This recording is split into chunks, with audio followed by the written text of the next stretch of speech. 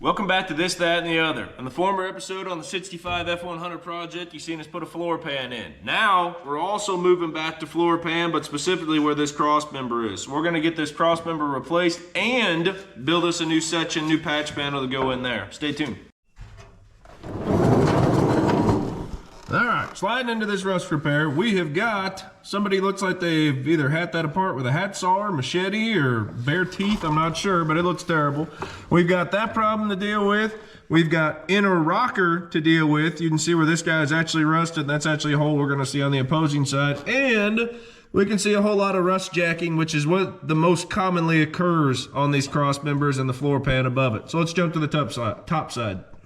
And here we are topside on this panel. So more specifically, we see the spot welds. These spot welds specifically are what's representing where our former cross member is below. And you can see exactly what occurs between the flange of that cross member and the floor pan itself. It's called rust jacking, and it's where essentially the rust occurs between the two flanges and grows out. Now, if we go back to one video ago, we talked about a way to defeat that, which is our weld-through primer between those two flanges. Granted, this thing's a 1965 and it's 2026. It's earned that little bit of a right to do it. We're gonna get it fixed though. Before we talk about our plan on this, also note in that inner rocker there where we see that rust. So we're gonna have to fix this after we cut this piece out, get him fixed up through there. Let's talk about specifically on how we're gonna fix it. One of my biggest pet peeves I have with people fixing rust is that they take and try to just square out the problem area. If this is occurring right here, we know it's probably also occurring in the other flanges as well. Get rid of it all. Quit trying to count on just doing it in one little square. Now I got this patch and then this patch and then this patch. We're actually going to take, and I've already got the template made, we're going to take and actually replace this full section. So you see everywhere that's white through there will be fresh steel. More specifically, there's going to be a tool that we can use to make this look as factory as possible with it, but you're going to have to stay tuned for that. So we got two templates traced out here. We see the bid surround, that's our first one. This is going to be our total impact area, but this is not, the outside line is not what we're cutting out. We're actually cutting the inside line. So you see a second template made there and laid out and traced to be it. Why? What are we trying to mark with two different templates here? If I'm only cutting one, what's the other one mean? We have got a special tool that creates, hopefully you can see that, a bent flange line. Now I'm going to show you this tool here coming up once we get everything cut out and traced to metal. This tool here, 50 bucks. 50 bucks Summit Racing, and you guys can do this same thing, pneumatic tool that's there. So we need to get this guy cut out. We need to get these spot welds removed, which you're going to see me do on time lapse with a belt sander. Let's get this guy removed.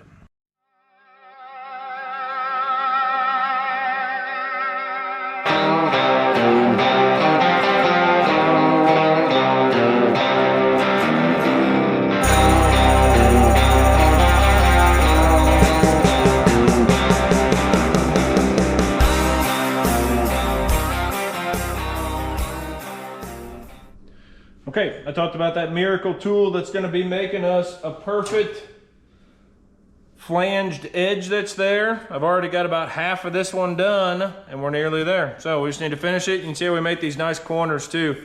We just need to finish them around and we'll have it.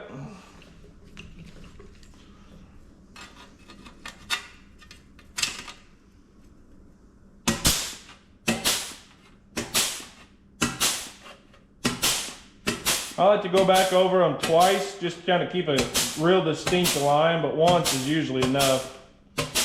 Take about half a bite each time.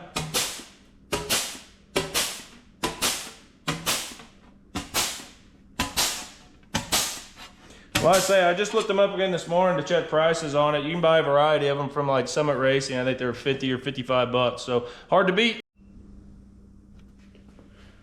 What do we think about that? So the purpose of that tool is, you see it makes that flange that goes over. In reality, I got a flange that's on top, but instead of having to do a butt weld like this, now I'm able to do weld through primer on the mating flanges and do a series of plug welds, or more specifically, if I had a spot welder here, I could actually do spot welding. If you go to my work, I got a spot welder there, and that would really make this look extremely factory, having a spot weld versus a plug weld that has to get ground down over time. But no matter what, I'm super happy with it. I think the panel looks aesthetically good. I don't, you know, it doesn't jump out and say patch panel all over it. We do have, you know, a little bit that we can do where this edge gets over. There's a little bit of a gap. We can do a little bit of hammering and dialing to roll that guy over, but ultimately ends up with a seam seal here and a seam seal on bottom. So vertical part of the rocker built. This guy good. The cross member isn't going to be able to get done until this guy is done. Then I'm probably honestly going to stand the cab up and finish it off. So we'll see if I do that in this video, if we move on to maybe the cab corner next. We don't know. Let's see. Okay, so where we left off last was I wasn't sure if I was going to move on to do an inner and outer cab corner, or if I was going to start messing around with getting this inner cross member started. I say started specifically, so I actually have him, you're not going to be able to see it through there, but I have him welded almost completely around except for these pieces through here.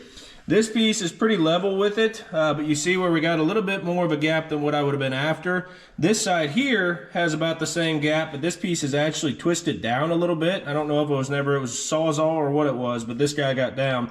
So I actually need to tap him up. I think I'm gonna wait though to finish completing that weld until I get our patch panel actually on there. So we've got our weld through primer all set on everything. We just need to set them on there and go. Lots of plug welds to be done here. You could have went through and just welded the joints, like done a butt joint around all these, and I contemplated it. It's really not what my design was though. I've always had it intended for a series of plug welds around there. And the reason why is I can do these series of plug welds. I still have structural integrity to the panel being attached. And then you might be worried, well, what if anything gets behind there? One, I've got weld through primer, and what you haven't seen yet is we're actually moving towards, once everything's done, everything's media blasted, everything's epoxied, then we're gonna go through and actually put seam sealer on this flange, the top side, which is inside the cab right now, and the reverse, the bottom side, will both get seam sealed to where the chances of any moisture being in there are highly unlikely. So working towards that progress though. Until you can see it here, we got probably 20 some plug welds to do. Let's get at it. There we have her finished welded. So plug welds that go into the cross member that's on the bottom, and then our surrounds that go around to be able to weld it to it.